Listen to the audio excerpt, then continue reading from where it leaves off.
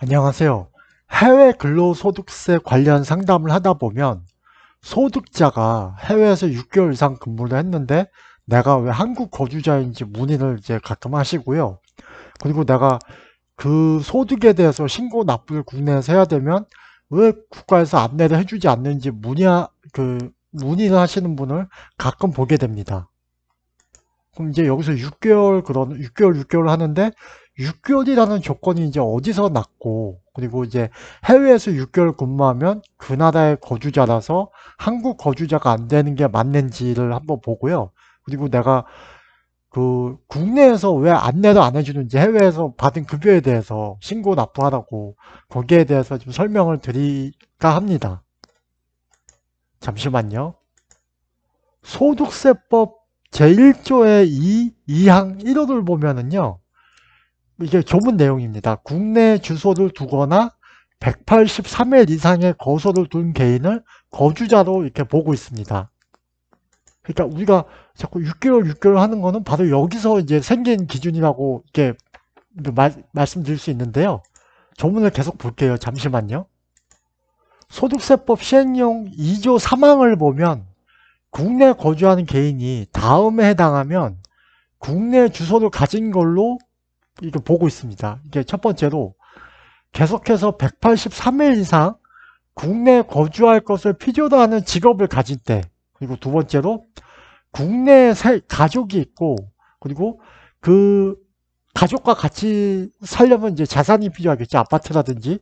그 자산 상태에 비추어서 183일 이상 국내에 거주할 것으로 인정되는 때 거주자로 보고 있습니다. 그러니까 해외에서 이렇게 장기간 거주를 한다고 하더라도 그나라 근무를 위해서 국내 가족이 있고 아파트가 있으면 아파트가 자기 소유의 재산이 있고 있으면은 그 언젠가는 돌아와서 6개월 이상 이제 183일 이상 국내에 거주할 걸로 본다는 얘기죠.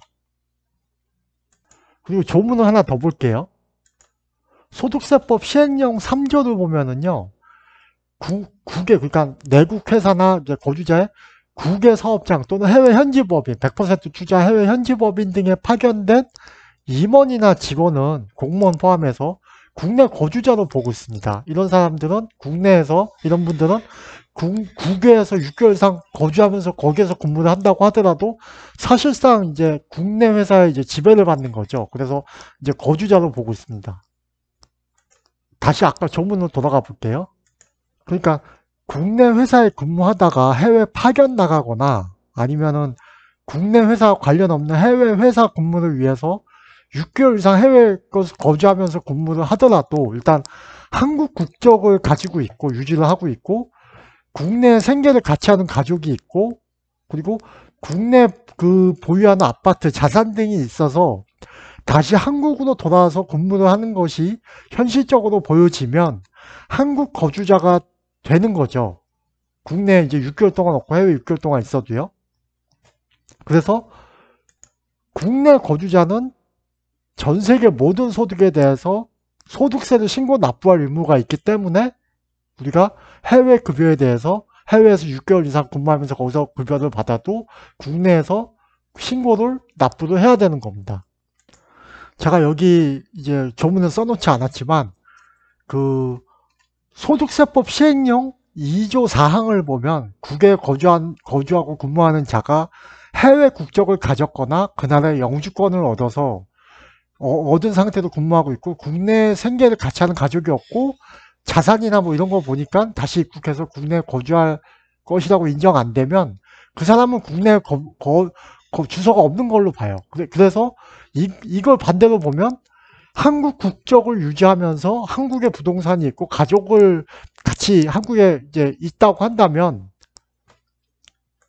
국내 거주자로 보고 소득세 신고 납부를 하는 것이 보수적으로 좀 판단을 하지 않더라도 그게 소득세법상 맞는 겁니다.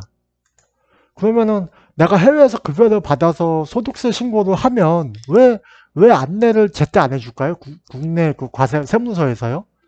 우리가 이제 다른 분들 이제 소득세 안내문이 이제 날라오잖아요. 그게 어떤 거 보고 이제 날라오냐면 보수를 지급하는 회사가 보통 이제 원처스 신고도 하고, 이제 세금을 먼저 떼잖아요. 그리고 이제 지급명세 신고도 1년치 못해서 한꺼번에 하게 돼 있습니다. 2월 말이나 다음 연도 3월 10일이에요.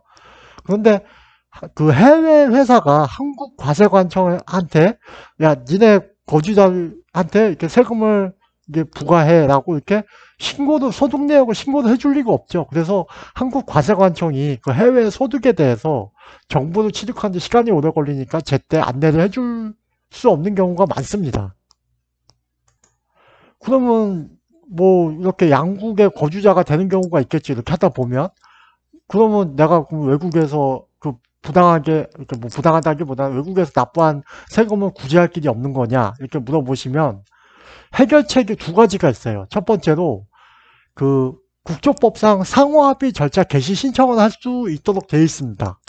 과세관청에요. 그리고 두 번째로 해외 원천 소득에 대해서 세금 납부를 했으면 국내 소득세 신고할 때 그 부분을 한도로 그러니까 그 총소득에서 해외 근무한 소득을 그 한도로 해가지고 외국 납부세 공제가 가능합니다. 그러면 이게 이중과세 조정이 되는 거죠. 첫 번째 방법은 보통 이제 시간과 노력이 많이 드니까 보통 두 번째 방법으로 많이 하시는 것 같아요. 자, 오늘은 그 거주자 판단 요건하고 여기에 대해서 이제 그 어떻게 소득세 신고하는데 어떻게 대응을 해야 될지 한번 안내를 드렸습니다. 감사합니다.